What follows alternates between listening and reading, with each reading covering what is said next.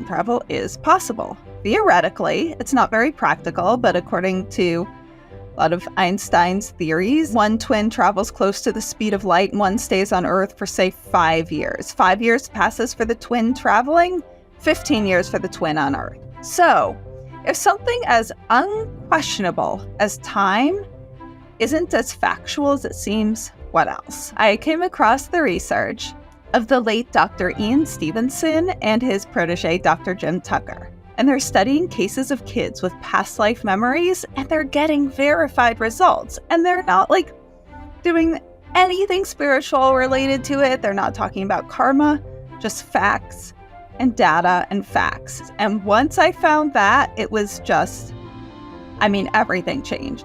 Hi, everybody. Welcome to the Ask Julie Ryan Show. It's where we blend spirituality and practicality to help you live a life of purpose and joy. We have Liz Entin with us on the show today. When it comes to anything spiritual, Liz is a self-proclaimed skeptic who studies psychic mediums and researches paranormal activity. After reviewing the evidence, she now offers people hope of the probability of an afterlife. Now, I'm going to have a bunch of questions about what she encountered in her spirit explorations and how it changed her mindset.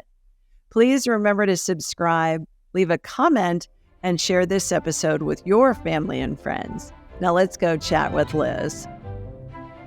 Liz, I'm so excited to have you this afternoon. Thanks so much for taking the time to join us. Thank you so much for having me. I'm so excited to be here. I got to be on your show, so turnabout's fair play, right? Yes, and I just couldn't talk to you enough, so I'm so happy to keep talking. I would have kept you on mine 5 hours if I could have. I know, I felt the same way. So you say you knew consciousness was a function of the brain and an afterlife was just wishful thinking. You now offer people hope there's a realistic possibility of an afterlife. What changed your mind? Oh my God, so much. And I can even say, I think now there's a probability instead of a possibility. I've gotten to that point. My God, what changed my mind? It was step by step by step. Research, and personal experiences. I guess I should start from the very first thing, correct? That would be great. So unfortunately, in 2015, my dad passed away, and we were very close, and I was raised culturally Jewish, but secular. Just an afterlife was not even a possibility. It might as well have been as realistic as saying there was the tooth fairy. So I had my very first thought, which was, is it possible to turn back time? So much science fiction comes true. And time travel is part of science fiction. So, and you're kind of in that very trauma, he was being moved to hospice. I never quite experienced a feeling like that. Your brain's just in a daze. And what's possible versus impossible, you just kind of move to another realm. So I just had this thought, is time travel possible? Because if we are time traveling, we might just not know it. I Googled that. Long story short, time travel is possible. Theoretically, it's not very practical, but according to a lot of Einstein's theories, if we were, for example, to build a spaceship that traveled almost at the speed of light, there's Einstein's twin experiment. I'm going to have the exact data wrong, but the concept right. One twin travels close to the speed of light and one stays on Earth for, say, 5 years. 5 years passes for the twin traveling, 15 years for the twin on Earth. So if something as unquestionable as time isn't as factual as it seems, what else? My very next sort of dazed brain fog thought was started thinking about the concept of eternity. And if you think of eternal big bangs, big crunches, the amount of Goldilocks planets we already have that are most likely sustainable to life, I have a really hard time believing humans and Earth is the only planet that hosts complex consciousness. And again, just eternity, eternal big bangs, big crunches. it made sense to me that there was another set of brain neurons would come together and create another me. Not a Liz, but another person, which I wouldn't get to be my dad's daughter again. But when your only thought was that consciousness would be completely obliterated, that seems pretty amazing. And it would be sort of like having multiple lives, but, no karma and nothing spiritual to it, still consciousness created by a brain. Then a thought hit me. If that's true, and is there any way, by some mechanism that I cannot begin to understand, that some memories somehow carried over? I Googled that, and that is when everything changed. I came across the research of the late Dr. Ian Stevenson and his protege, Dr. Jim Tucker. They are child psychiatrists, professors at the University of Virginia, and they're studying cases of kids with past life memories, and they're getting verified results. And they're not doing anything spiritual related to it. They're not talking about karma, just facts and data and facts and university professors. And once I found that, it was just, everything changed. I bought every single one of their books, curled up under a bed I was already refusing to get out of because I was in such deep grief, and just read every single one of them with my heart in my throat. And that was just the first step of this life-changing body of research. Okay, let's back up for a minute here. Yes. Are you a research scientist by training, or is that what your career is? How did you become so research-oriented to the point where when one hears you speak, it's like we're talking to some research scientist at the academic level? How'd that come about? Wow. I will completely appreciate what you just said, because I guess I'm not a professional researcher. I actually am an entrepreneur, and originally I was working in fashion, both fashion styling, and I had a fashion startup, and it's kind of at a pivotal point at that time. And I was looking into kind of closing it for multiple reasons anyway. And then when my dad passed, I was just I stepped away from it. But it's just how I've always put the world together. I'm kind of a fact-based person. And I guess when you're an entrepreneur, you have to do constant research, and you're getting constant realistic feedback because something isn't working, and you have to tweak it and figure it out. It's just, I guess it just never really crossed my mind there was really another way to interact with the world, because if you want results, that it's just what you do. I've always sort of been a go figure it out person. Yeah. Oh, I can agree with that. I've founded 9 companies from scratch in 5 industries. Yeah, you figure it out as you go and do research, but you're very analytical. And so it's been my experience, and spending a couple of hours with you is all, but that you're a person who you're looking for the corroboration, for the validation from the facts. Somebody says, okay, there's an afterlife. You're going, yeah, maybe not, maybe yes, maybe no, probably no. And then when you start finding the past life stuff, which is, I think, a really great place to start, because these little kids, most of them can't read yet. They can't make this stuff up. No. And they can't have found it anywhere. In the specifications, a little boy, for example, who had trauma memories of being a World War II pilot, was taken at 3 years old to an airplane museum and knew things that only an expert pilot would know. That's just one minuscule drop in a bucket of all of the positive research that Drs. Tucker and Stevenson were getting. I like to remember when I first started getting introduced to things more than religion, more of a spiritual nature. And I don't remember if I heard Shirley MacLaine first on Oprah, or if I heard they had this little boy who was on, who I believe was around 3. And he said he had been a Civil War soldier.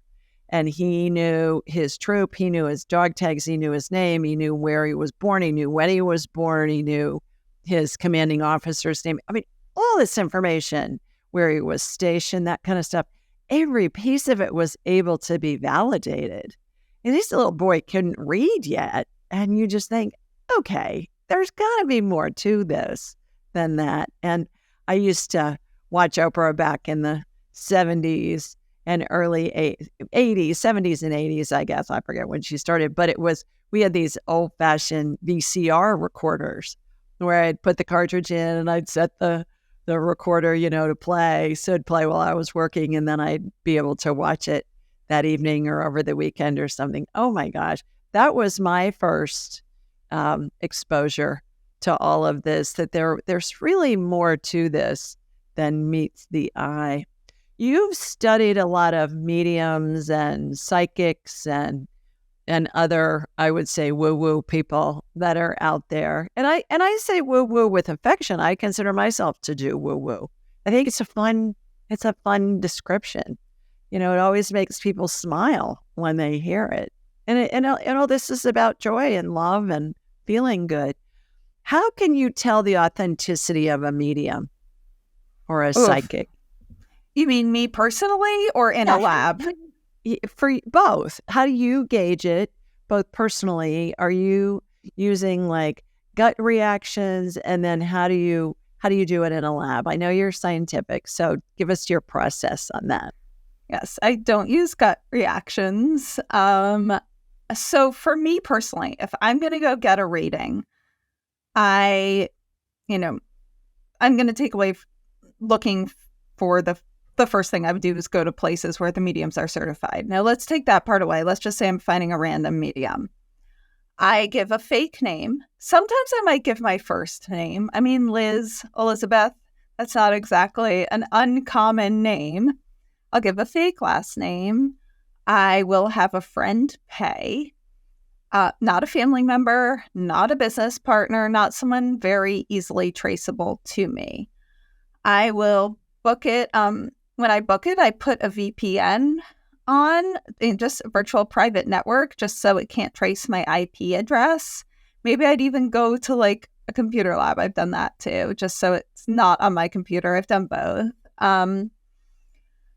And I have come to think the phone is the best, because then they can't even, like, maybe ones of the best of intentions might be unconsciously reading micro expressions. I mean, I don't think that's likely, but if you're really, really going to be hardcore. Also, if you're on Zoom, they could be seeing your face and putting into Google image search. I mean, that's the most extreme.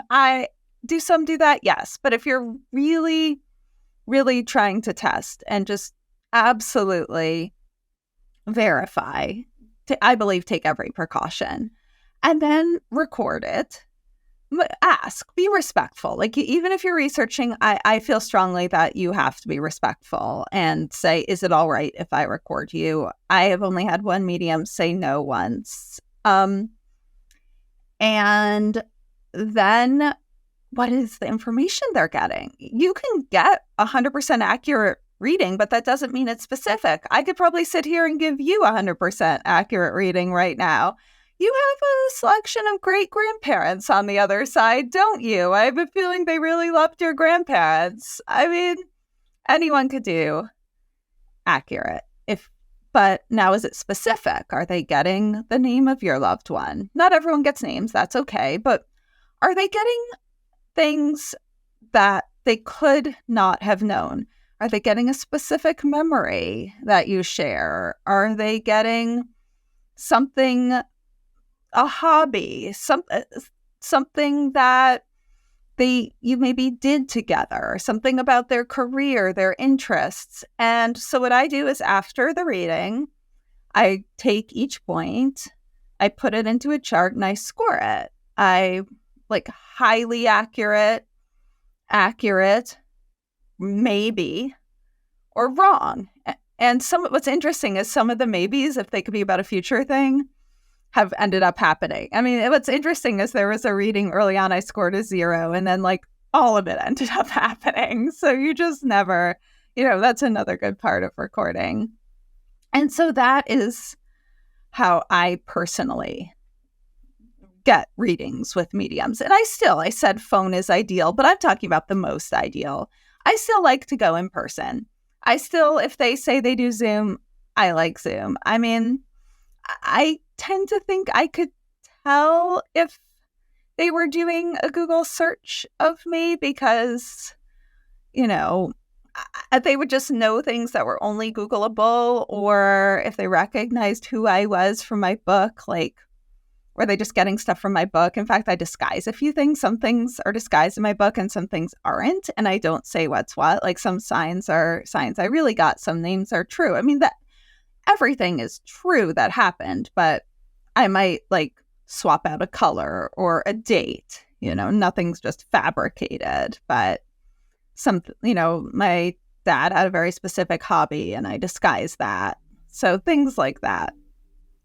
Never thought about that. Somebody Googling somebody in a, coming to see them in a session. That's interesting. That thought never occurred to me. I guess that's because I'm not a criminal, but because you're an honest person, but not everyone is. The information comes in so fast when I'm talking with a client's deceased loved one or their spirit guide or their guardian angel or whomever. And it's just like boom, boom, boom, boom, boom, boom, boom. And they do often come in, and I know you've experienced this in your research, they do often come in with, spirit does, with things that just seem so random that I've just learned through the years. I don't edit anything. I just tell them. And inevitably it means something to the person, or sometimes there's certainly a percentage of the time where they're referring to something that hasn't happened yet. And then I'll hear back from the client. It's also interesting to me, and I'm wondering if you learned anything in your research, why some spirits will give us a symbol or a song,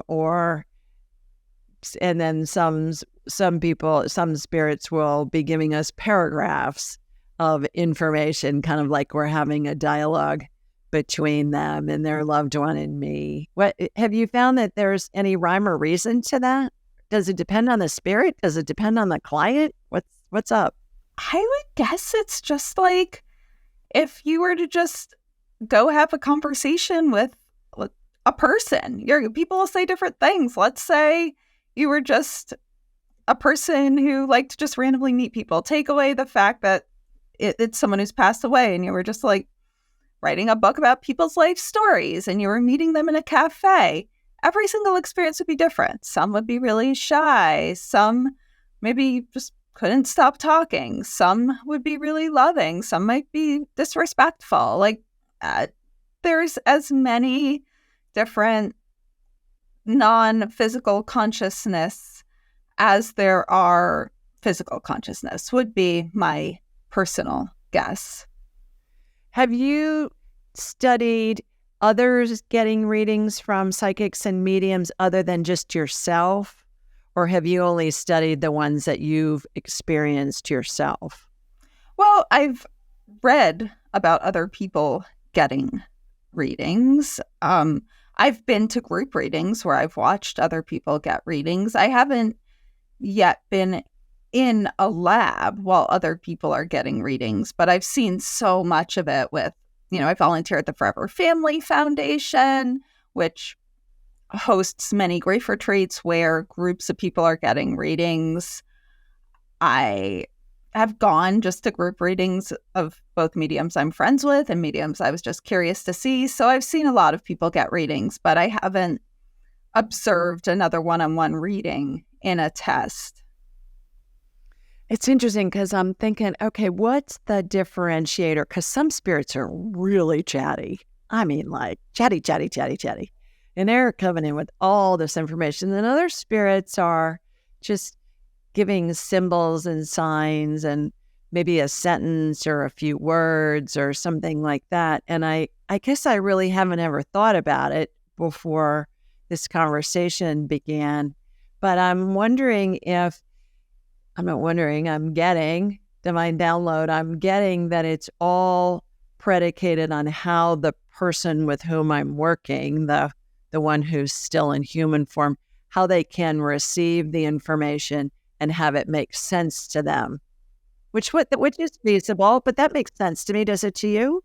I was going to guess the opposite. I mean, yes, they're trying to say stuff that would make sense to the person they're talking to. Like, you're not going to go, just as you would here, you're not going to have a conversation with your sister and start telling them stuff that you normally would talk to your boss about. I mean, that just would make no sense. But I would guess, and I'd like your thoughts on this too, if someone's really shy and quiet here and they've passed and you're communicating with them, I would guess they're speaking less than someone who, for lack of a better word, can't shut up. And I don't mean that disrespectfully. I'm a pretty talkative person myself. So, well, it's been my experience in talking with literally tens of thousands of spirits, souls. I use spirit because soul to me has a religious connotation to it. I don't know that it really does, but in my mind it does. So I use the word spirit more often. But it's been my experience that when somebody dies, their personality traits stay with the body, and all spirits are pure love. Now, will they come in with things that they say or they give us symbols of that will relate to their personality, perhaps when they were alive in that lifetime that my client spent with them? Absolutely. But it's I'm going to be with a lot of psychics and mediums this weekend. I'm going to the Helping Parents Heal conference. I'm speaking there. And so wonderful. I'm going to do some research for you. And then I'll let you know what I come up with and see what others' opinions are of that. Why some spirits are really chatty and others.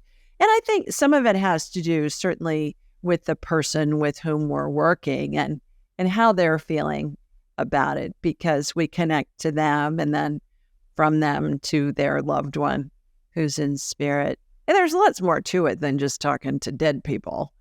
I mean, as far as connecting with energy and connecting with spirit. When you said that you personally just go to certified mediums, what's that mean? What are your parameters for somebody being certified? Well, I don't personally just go to them because I'm doing so much research, but I would suggest maybe a person who's trying to find a medium in deep grief. Getting a certified one means that they've been tested. So I'll start with Forever Family Foundation. Forever Family Foundation has a set of certified mediums. That means they've passed testing that eliminates cheating. They can't hot read. They can't cold read. And what's hot read and cold read? What's that? Sure. So hot reading would be Googling. It's you get the information of who you're getting your reading for and you're Googling, or you're on Zoom with them and you're Googling. You're doing a group reading and you have a plant there who's talking to them, getting information and feeding it back to you. That's hot reading. Cold reading is where you read a person and get the information logically and kind of, I'm going to do a terrible job of it, but they're experts. And sometimes it's stage magicians, and it's really fun if it's a stage magician, but it's really diabolical if it's someone who's pretending to be genuine and it's a grieving person. But basically, it's like a mentalist. It's like, I'm going to give a very, so Darren Brown probably would be a cold reader and a mentalist at a party. And those are fun. Those are great. But an example of a cold reading could be, someone comes in, a woman, and you see she's not wearing a wedding ring, but she's wearing it around her neck on a necklace. And you notice and you'd say, I'm sensing you recently lost your husband. And you're picking it up that way. And I will actually stand by that. I think some people unintentionally cold read because not necessarily good mediums, but maybe early on ones, because I know I took a class and I don't have abilities. I'm just researching. And I was looking at people and getting very logical information, such as lost grandparents, they had gray hair. They were saying, yes, oh my God, see, you do have abilities. I was like, well, no, I'm getting this from a logical place. I'm not trying to cheat. I'm not pretending. But when you meet someone, and you try to figure things out about them, most people are able to figure out just some basic things. So I do think sometimes mediums unintentionally cold read the not as good ones. But you also can't get very, very specific information through cold reading. Well, I wouldn't have any business if I had to be certified, because I'm not. But I have talked to tens of thousands of people over the years. So I think that that's something that's a valid gauge as well, is how does it feel when you're talking to somebody who's purporting to be a medium or a psychic medium? Because, I don't have a desire to get certified. It's like either I'm hitting it with you or I'm not. And all of my business is word of mouth for many years. So I don't know that it's necessary to be certified by any other entity. I'm sorry. Yeah, I was going to say I've had some absolutely wonderful readings too by mediums that were not certified. So I don't want I don't want people to eliminate some absolutely wonderful mediums who are not. So yeah. So my feeling is pay attention to how it feels. If you're hearing things like somebody saying, well, I have a 100% accuracy rating, run the other direction, because nobody does. And if you're hearing things that are of a general nature, to your point earlier, you want to have something that's going to resonate. And it may not be that the whole time that you talk to the medium that information is going to resonate with you, because sometimes it's in the future, it hasn't happened yet. And sometimes it doesn't make sense to you at the moment, but it can at a later time. There are many, many examples of that as well. What do you think is leading you to write your books and to enlighten people about the afterlife? How are you being led, and explain to us what that journey has been for you, and what it feels like in that you're motivated to do this. Why? Oh my God, so many reasons. I mean, interesting you use the word being led, so I'll give some very quote unquote normal explanations, and some that maybe if I'd said years ago and heard myself say that, I would think I was nuts. So I'll start with just the very normal. First of all, it's just when you grow up thinking consciousness is created by a brain, no other option, to start to see clues for otherwise, it's just, there are not words for how astounding that is. There just really aren't. I guess the closest I can come to that is, like, think of when you're a little kid and you pretend all these fantasy games, and my God, when you just dream of waking up, finding a hidden key and walking into a room and there's your pet unicorn and castle. It's like literally finding that and finding colors that you've never seen before. And when you start to find that, it's really hard to think of anything else. And it's, of course, not that instantaneous. It's finding like this one clue, then another, and then, thinking, oh, there must be the catch, and just going further and further. And it was just, it's just so astounding and so fascinating to me. This is the most remarkable scientific discoveries I could imagine that I have personally encountered. It would be like if I started speaking with beings on other planets. So I just kind of couldn't turn away and kept having to learn more and more. And then I began journaling just for my own kind of mental health and grief. I was in very deep grief, and I felt basically motivated to do nothing except research this and then blogging about it for myself. I noticed I was like laughing while blogging about parts, because some parts were ridiculous because I was so awkward and it was so weird. And I was like, I can't believe I'm doing this. And I'm like, wait, I'm laughing and I'm not just in this heavy molasses of grief. And I never had any intention of telling people, but it just went further and further. And, part of this research is meeting a lot of parents who've lost children, a lot who would be my age, older, younger. And I felt like, there was sort of a responsibility to do something of real meaning for the world, because why am I here and they're not? And I'm no better than them. My parents don't love me any more than their parents loved them. And there felt like some responsibility to that. And I just also don't find there that many voices that talk very logically about this, to people who are atheists, to people who are highly skeptical. And, where do people like that go when there's grief? And even if you are religious, it's still, and grief, I'm sure, is just as brutal. So to have someone who's an atheist like come in and say, no, I think this, I hope it helps them too, because then they're like, wow, this is really strong.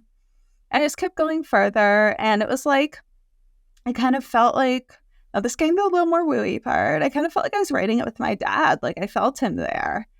And then I was just delaying. And delaying was basically done. I'd hired an editor, but I'm like, this is just too weird. And then, like, very tragically, my mentor in this whole world passed away. And this woman, like, you do not say no to this woman. Oh my God. I don't know if you ever had the chance to meet Fran Ginsburg, but she was co-founder of Forever Family Foundation.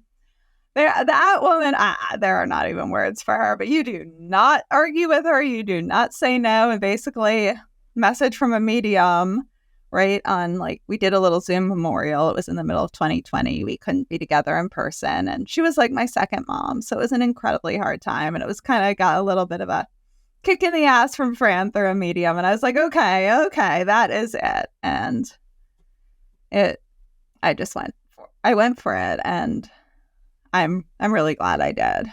Well, and it takes courage to put yourself out there. I felt the same thing. You just think people are going to think I am nuts. And like you, I come from not a scientific background, but from a business background. And so, it was a similar situation. I was getting that it was absolutely your dad who was leading you to do this. So I love that you said you had that thought more than once, that it was your dad that was right there by your side, helping guide you and opening doors for you and all of that. Furthermore, it's been my experience, not only in my own life, but in watching other people, clients and family members and friends and colleagues, that when we're interested in something, when we're being led, it's almost like an insatiable desire. We almost get obsessed, is probably a little bit strong, too strong of a word to use, but you want to know more. It's like, this leads you to that leads you to that leads you to that leads you to that, and you just want to know more, and you just want to learn what you can, and then talk to other people about it, because you want to get what their read is on it. And my guess is that you probably ran into more people that were interested in this stuff than not. Tell us about that. Yeah, I was so scared to tell people. So I would kind of I'd always lead with my more normal stuff. Then I'd sort of feel people out and very secretly be like, okay, I'm working on this kind of weird thing, and I'm kind of writing a book. And I would tell them, and it was just like, it's all people wanted to talk about. It was like the whole room where I just thought people were going to be like, she's weird. I mean, I did have like one instance where someone was like, okay, you're weird, I don't want to talk to you. I'm like, that's fine. But that, like, 99.9% of people are fascinated, especially when you speak about it logically. They're not used to hearing about it that way. So they're really interested. And I think also, some of it's what people have been exposed to. And unfortunately, not enough people have been exposed to this. But I noticed a lot of people who were just very, quote unquote, normal people who I thought would have dismissed it, who happened to go to the University of Virginia for undergrad or grad school, had an immediate comfort with it, because they said, oh yeah, there was a department at my university that was studying this stuff. So they just automatically didn't blow it off. And I was like, yeah, that department changed my life. So, they just happened to be exposed to I hate to use, normal's a disrespectful word, but to a science-based approach to this. And very few people are exposed that way. And everyone faces mortality, whether it's grief or their own mortality. Everyone has a very vested interest in this. So I'd say almost everybody was just really respectful and fascinated. It was like they just wanted to talk about it all night. I'm like, wait, no, I want to hear about you too, but there's so that made me feel like I'm really doing like on the right path. I've experienced the same thing. And it was surprising early on because also, like you, I was thinking, okay. And then it would come up because usually they do an internet search on me and my askjulieryan.com would show up and they'd be like, oh, well, I want to talk to you about this. And I'd say, okay. And I just kind of almost braced myself to get pummeled. I thought, oh, here come the incoming, snarky comments and stuff. Really minuscule. I can count on less than one hand, fingers on one hand, of people that said something. Another interesting point too is when academia studies it kind of adds a whole new energy to it. Gary Schwartz is another at the University of Arizona, and he says that it's been proven without a doubt, 99.9% accuracy, which is like 100% in academia, that life does exist after bodily death, is what he calls it. And he's done lots of research on that. And actually, Arizona poached him from Yale. He was a tenured professor at Yale. And they built a center for him down in Tucson at the University of Arizona. So it's really fascinating to see how more and more of this is coming out and really becoming, I think, a part of the zeitgeist where it's not behind closed doors all the time. Did you ever get scared or freaked out in any of the research that you did? Was there anything that really scared you, or you thought, oh my goodness, I don't know if I want to continue with this? Or was it all just, unicorns and butterflies and rainbows? Well, I can't call it quite unicorns, butterflies, and rainbows, but I didn't find any of it scary. Like, I have no fear of the idea of survival of consciousness. Like, what terrifies me is the thought of eternal obliteration. Like, so there's nothing, startled, yes, like absolutely astounded and like jumping and like, what do I do in this very moment, just because I'm shocked, but never scared. I kind of never really understand why people find, I guess the word they use is ghosts, is scary. Like, to me, the thought of never ever existing again is what's really scary. And so just the fact there's other dimensions, I just think is wonderful. Don't you think we're conditioned by movies and literature to be afraid more than any? Well, heck, religions, my God, the Bible, all of the holy, not all of them, but a lot of the holy texts, heaven and hell, good and bad, all of that. I never read the Bible, so I probably was protected from that. So, well, but the whole, the whole Judeo-Christian culture talks about heaven and hell, and it's my parish priest said from the altar one time, people are afraid because they don't know if they're going to fly or they're going to fry when they die, which I thought was such a great line. And so I told him, I said, I'm going to steal that from you and use it. He goes, yeah, be my guest, which I think is really true. Yeah, that would be terrifying if you believe that. I just didn't, it never crossed my mind that was even real. So and maybe that's why I was like such the good one to research this, but yeah, that would be terrifying. And from what I've heard, some religious people, I guess, are told that mediums are communicating with the devil, which that's horrible. Yeah. Well, and here's my comeback for that. I've heard that a handful of times, and so I say to the person, and usually they're very religious. They're very ensconced in their religion, and so I'll say, well, do you pray? And they'll say, well, of course I pray. And I say, okay, to whom are you praying? Well, Jesus or Moses or an angel or whomever, God. And I'll say, oh, great. Do you get answers? Yeah, I do all the time. Great. So does that mean that if you're praying to Jesus, that Jesus is sitting on the couch next to you in your living room and you're having a conversation with him? They'll say, well, no. I'll say, oh, you're talking with Jesus' spirit.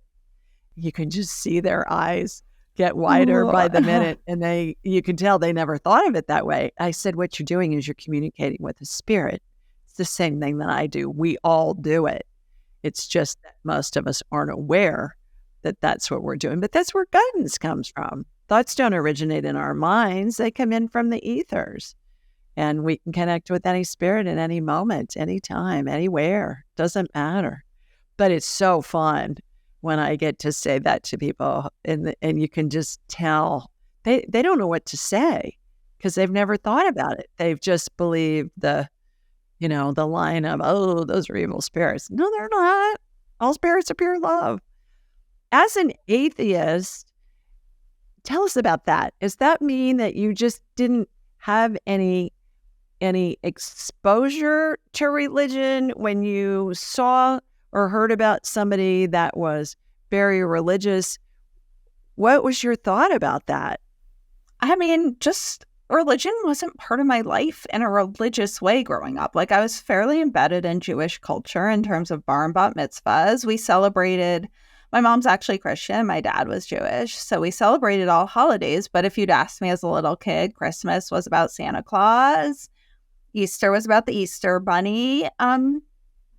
This might sound like just incomprehensible to people who were raised in religious cultures, and I've come to think the majority of this country, in the United States, for anyone listening, is religious. It was just completely irrelevant. Like, I'd go to bar and bat mitzvahs and they would mention God, but it was never as if I ever thought anyone actually believed that, as much as like kind of honoring our culture or history.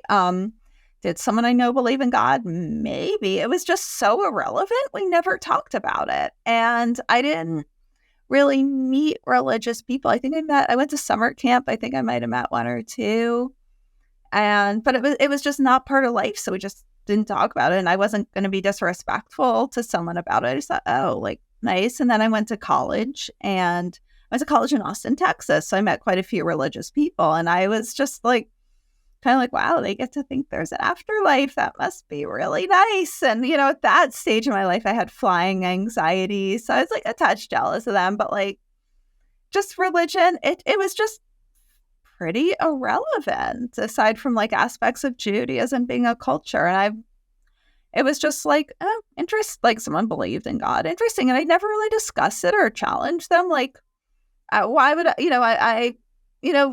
why would I want to challenge them? I thought that was pretty, like, a good thing for them. I have since heard of more of the negative stuff some religions can do. Not all, I'm really careful saying that, like, I speak so much to grieving people. And if you get comfort from religion, that is just wonderful. But at that point, I had been naive to the negative aspects of some interpretations of religion. So I just didn't really challenge people. And when I first heard some of the negative aspects, I was just like, let people, it wasn't enough in my life to really even bother challenging them on it, if that makes sense. And Sure. Yeah. Do you consider yourself to be an atheist still after all of the research that you've done? Yeah, I'd say so. I guess I prefer the word evidentialist, and I've never seen any evidence of a God. I've seen evidence that there's non-local consciousness by far, but I've never seen any evidence of a God. I guess maybe, the word atheist, the only thing I don't like about that word is it implies like factual knowing, and consciousness is so mysterious. I mean, who knows? But yeah, I don't think there's a God of everything I've seen. I have a funny story about atheists. I got to share this. Go ahead. Coming in my head. When I have 5 grandsons through marriage, and when the ones that live here were little, I took them to the Space Museum in Huntsville. I live in Birmingham. And they were like 4, 5, and 7. All right, they're in the car. We're going up there. We're having a Mimi adventure is what we call them. I'm Mimi. And we're on the way back, and the 4 and 5-year-old are in the back seat, and they're fussing with each other. They're boys. They're just like messing with each other. And the 4-year-old says to his brother, Max, you're just an atheist. Was that considered like a bad word in their upbringing? Yeah, for a 4-year-old. And I started laughing. And the 4-year-old Sam goes, Mimi, do you even know what that means? And I said, yeah, I do. How do you know? How do you know that word? He goes, well, the atheist is the bad guy of the wrestlers. He watched wrestling on TV, and one of the bad guys was the atheist. I about blew a cork. I was laughing so hard that this little 4-year-old, and now he's 17. And, that's one of the family stories that we all just crack up about. But I thought, here's this 4-year-old. What? And it's after the WWE, the professional wrestlers where it's all scripted and all that kind of stuff. He goes, yeah, the atheist is the worst guy of all. I said, he doesn't, and he said, Mimi, do you even know what that means? It means he doesn't believe in God. And I thought, my goodness, this 4-year-old, has been inundated with this already in his young life. Hilarious. And I assume he's in a culture where God is big in the culture he's raised in. Okay. Oh, yeah. Southern Baptist. Yeah, he's Southern Baptist. Okay, that's some of the most. Yeah. So I just as an aside, I needed to share my really story. Funny. I don't think I knew what that word was at that age. I don't even know how old I was when I learned it. And again, it was just like, it's a different kind of atheist. There's like the atheists that are reactionary to religious culture, and then those that just almost more secular, where it's just like a non-issue, Yeah, exactly. Like apolitical almost. There are people that could care less about politics, don't follow it, could care less. It's just like live their lives. It's just not an issue. You talked about that you believe that there's pure consciousness. What does that mean to you? I believe there's pure consciousness. I guess what I mean is that there's consciousness that can be non-physical, most likely. Like that there's some, I absolutely don't know what it is. I don't think anyone does, but some form of most likely like quantum information that hosts our consciousness, hopefully our personalities, and it's not physical all the time. Sometimes it engages in physical experiences like here. Sometimes it engages in other dimensions. And that's what I most likely think is the root of our consciousness, or a form of it, probably get to try all different states. I just think of it as energy. Energy. Okay. I just think of it as energy. You mentioned science fiction. A lot of it comes true or is now realized maybe years after it was thought of. And I always think of the Jetsons. The Jetsons have the phones that are TV phones. Well, we got that now. They got the robots that clean the house. They got the dishwashers, the flying cars. Well, we've got drones that are going to be making deliveries. Some of them already do. I'm trying to think of what else. I haven't seen the Jetsons, but I think I might have seen a clip now and then, so I can't fully speak to it. Yeah. It was a cartoon in the 60s. I know what it is, but I just haven't George seen it. Jetson. Yeah, you got to look it up. Watch one on YouTube, because everything they talk about in there it came true. Not surprised. Wow, I've got to check that. What are some examples in your mind of sci-fi that's come true? Zoom. I guess a lot of the stuff you said from the Jetsons, but I just didn't specifically know it was there. A planet inhabited solely by robots, which is currently Mars. I mean, it's a very early stage of it, but we have a pile of robots there, a small amount. Getting to see into deep space, most likely. We're going to be living on I'm sure there's life on other planets, but most likely we're going to be populating other planets. Like we're going to move to Mars and populate it. I don't know if in our lifetime, but we're working on it. So much. I mean, almost everything. Our phones. I mean, in a horrible way, like pandemics. I guess pandemics have been in history, but still imagine. I mean, that's just a pure sci-fi horror film. There's a deadly pandemic and people can't step outside and they have to all live in a virtual world where they're getting on their computers all the time. That's the only way they can communicate. So, well, that's a really good point. I'm thinking, so again, you may not have ever heard of this show, but I'm thinking back to a kid. There was a TV show called Get Smart. Oh, I don't know it. I don't know it. So look that up too.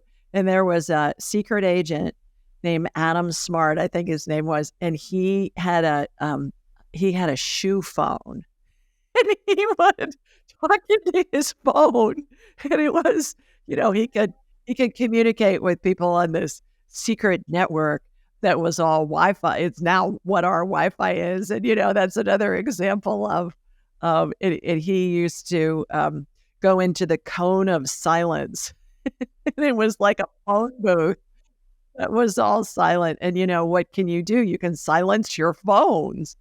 It makes it a cone of silence. So I think you're just triggering a bunch of my childhood memories of all these TV shows that were commonplace that we all watched. I've got to watch them. I have watched The Twilight Zone quite a bit. So yeah, that's interesting. The Matrix is a little bit above my pay grade. I don't really understand it. My son, when it came out, I said, okay, you got to translate this for my husband and me. I just don't get it. I don't understand it. It's just, and he was just boom, boom, boom, boom, boom, boom, boom, boom. And I find that most people that were his age and younger, they all got it. They understood it right away. Whereas my age and older, my husband's 10 years older than I am, we were like, what? Huh?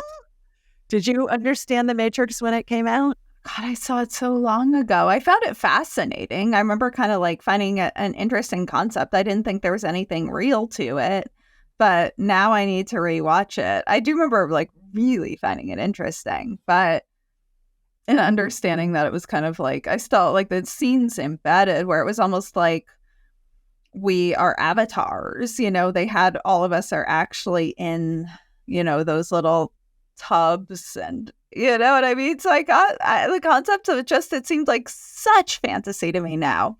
And I know there was even like a spoon bending thing. So I'm like, I've got to rewatch it because I think I'm going to have a whole other perspective. Yeah. And people in the woo-woo space, a lot of people refer back to it. You'll never hear me refer back to it because I don't quite understand it, but that's just me. Right. So, do you communicate with your dad telepathically now?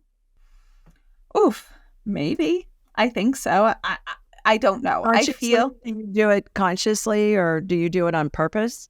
I do it on purpose as much as I can. I mean, being such a skeptic, I don't know what I'm making up versus not, but I'd say there was one instance that was fairly verified. So, and I feel like I am.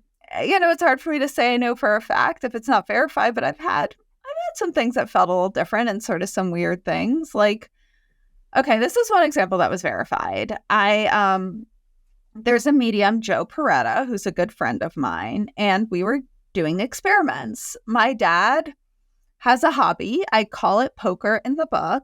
It may or may not be poker. And I was really sad no medium had ever gotten it. I got some possible signs about it, but like, why had no medium gotten it? And now I have a lot of theories as to why, and this is just part of it. But Joe and I were spending the summer doing different experiments and like meditating, trying to move objects. He was trying to help give me mediumship and psychic exercises. And one day I was sitting there before a meeting and I saw something kind of related to poker, and I like ripped my dad a new one. Not aloud, but I was like, Dad, what the like? I'm a skeptic. Like, I don't believe this. Like, maybe you think, like, some people were like, he seems to want to keep it just between you two. And so I was like, Dad, if that's the case, like, why would I want that? Why would I ever want that? You have to tell it to Joe tonight. So Joe and I do our meditations. I completely feel my dad around me. It's like very intense, very emotional. Joe suddenly said he was like, this is it. He got it. He felt my dad told it to him, but he's also like, oh, well, I'd asked Liz a few questions and this doesn't add up with the questions, but I'm just with the answer she gave. But of course I lied to him and gave a lot of misdirection about what it would be. So he says it and he's like, Liz, I know this isn't it, and I just start sobbing. And he's like, okay, that was it. And he's like, but you told me. And then he's like, wait, never mind. Of course you lied. Like, of course you were going to lie about any details about the sign. The next day, I am waiting. I think I mentioned, live in New York City. So I'm waiting for my subway. And I'm thinking, that was so amazing. Joe got the sign. I should text him and tell him how amazing that was. And I am way overthinking it. I'm like, I should text him before I get on the train because there isn't good service. And I'm like arguing with myself, like, why would I text him this? Like, we're going to probably get a coffee tonight. Like, so overthinking, just texting one of my good friends that I casually text anyway. And somehow right before the train comes, I'm like, okay, text him now. And it was just such a small thing. Like, oh my God, that was amazing. You got that sign. He writes back immediately and says, oh my God, he had just walked into a store and saw something related to what we call poker and said, Liz's dad, if that was you for real, I want Liz to text me within the next 5 minutes. And I texted him saying those 5 minutes. So I like that argument, like overthinking something. So like, why would I even overthink that? Why would I even text Joe when we'd already talked about it multiple times? Yeah. So yeah, that's how it works. And just FYI, when you're throwing out camouflage things and you're lying about, is this true or not, and things like that, what you're doing is you're impeding that connection between you and your loved one and the medium. So it's like you're sabotaging it. And I know that's part of your research, but that can happen. I've talked to several mediums that have had people do that, and it's way easier for the medium to get information through, especially when somebody's grieving, because the research shows that it's very helpful to that grieving person to get information from their loved one. But when that, and I get that you're doing the research, but for somebody that's just going to a medium, because they're grieving, stay away from that kind of stuff, because spirit communicates on a really high vibration. And when you're doing that stuff, it's a really low vibration because it's deceptive. And so oh yeah, because it's science. You consider it, I mean, when it's coming from like a place of science as opposed to trickery. I don't think that it's necessary. I think that you can get information from spirit that will give you validation without going there. And I think you'll get more information. And I think you'll get more validatable information if you don't throw that low vibration stuff into the equation.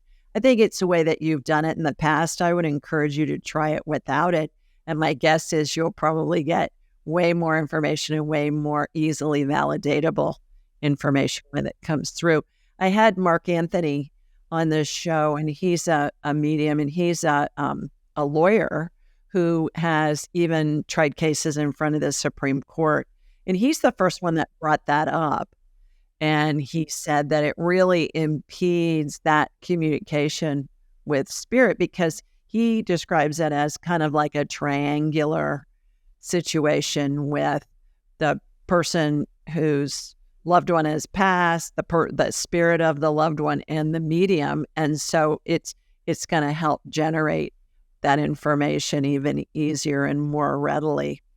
Is there evidence, have you studied if getting this information to people who especially are grieving, is it comforting to them? Have you done any kind of research on that? Do you have any kind of stories you can share with us along those lines? I don't have any data personally. I do have people who just say it is. And you watch the transformations of people at the end of the Forever Family Foundation grief retreats. However, there is a woman, I don't know if you know her, Dr. Mo Hanna. She's very involved in this. Sadly, she lost her daughter years ago, and she's also a psychiatrist, and she is doing a study of getting data on how people feel at the start of these retreats and how they feel afterwards. And I believe Dr. Julie Beischel at Winbridge is doing studies to test how healing medium readings are. And I mean, I can't believe the data is not positive, so. Oh, it is. We had Dr. Lenore Matthew on the show, and she's a good friend of mine. Yeah, she's a doll, and she's done research that shows that it's, I forget what the statistics are, but it's very, very, very positive. And this whole Helping Parents Heal program is all about communicating with children's spirits who passed. And it is the number one way that brings comfort to grieving people. The statistics show, and Dr. Matthews' statistics show that it is the most effective way to provide comfort to grieving people. A couple more questions as we're winding down here. Can you give us kind of a brief synopsis of some of the more interesting facts that you've gleaned in your research of the afterlife? Of what the afterlife is like? Well, the existence of it. Well, all the above. Things that you found to be the most interesting and most fascinating. Oh my God. I can't think of this every single bit. So I guess I'll narrow this down. One thing I find really interesting is psychic versus medium readings. So psychic is like reading someone's energy. Like I would sit, if I got a psychic reading, I'd want to know about like my dating life. Am I going to have children, money, career, health, about my life. Medium is when someone would be communicating with my dad or someone who's passed away. Now, what I find fascinating is, for example, the research of Dr. Jeff Tarrant. He scans mediums' brains, and the brainwave patterns of psychic readings versus medium readings are different. I don't have words. Sometimes I try to be eloquent, but I'm so blown away by some of this stuff. Hence the title of my book. All I can be like is, I won't say it the full word, but all I am like, WTF. And that just blew me away. I mean, that mediums are even getting accurate information astounds me. Just all of this, that consciousness is behaving non-locally. In terms of what the afterlife is like, I find I'm actually going to be attending the IONS conference, and I find near-death experiences just remarkable. I mean, who better to talk to than somebody who actually has died and come back? Like, they know more than anyone. They have been there. I mean, in theory, you can say with past lives, we all have. But within this life, they have literally been there and come back. And you know, I find especially the stories that are what they use the word veridical, where there's verified components of it. It's just, you know, it's like, who are you going to believe if you, let's say you haven't been to like this deserted island? Are you going to believe all the people speculating? Or are you going to believe the people who took a plane there, went and come back? So. Yeah. We had Dr. Daniel Amen on the show, who's a psychiatrist who studies the brain, and he did a brain scan on my brain. And he said that he could see what part of the brain was more active than others. And he calls it a spirit spot, I think.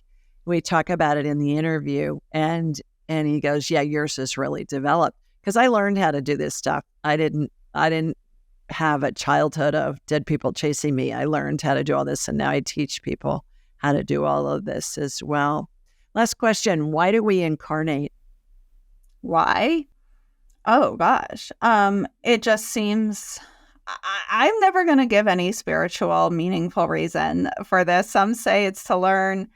I'm just going to say it seems to be how biologically, how the consciousness works, that our consciousness is made up of some form of non-physical particle. And at some parts, we're quantum entangled with physical bodies, hence the definition, people use the word reincarnate because you do it more than once. And sometimes we go to non-physical states. It just seems to be the facts of how consciousness works. And why, you know, people will give spiritual reasons. I can't speak to those. No, but I love what you said. Yeah, from a scientific standpoint. I love it. Yeah. Well, so fun to get to talk to you, because we can just dissect this whole topic from a bunch of different angles and directions and all of that. And I think we're all basically saying the same thing. It's all energy. And I don't know that energy can be destroyed. The scientists certainly don't think that it can. So it makes sense to me that we can communicate with spirits when they're pure energy. We reincarnate because you can't destroy energy. Didn't your buddy Einstein say that? You can't destroy energy. I will take it that he's my buddy. And yes, he said energy cannot be created or destroyed. Yeah, there you go.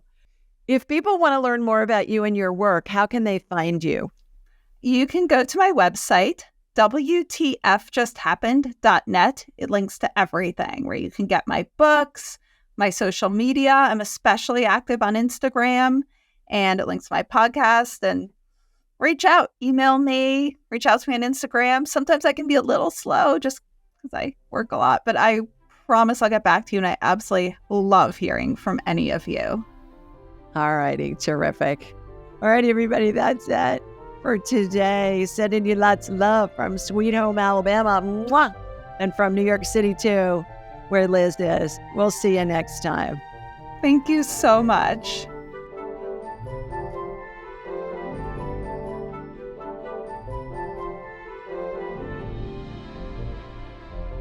To enhance your spiritual journey, click on one of the videos below and remember to subscribe, leave a comment, and share with your family and friends.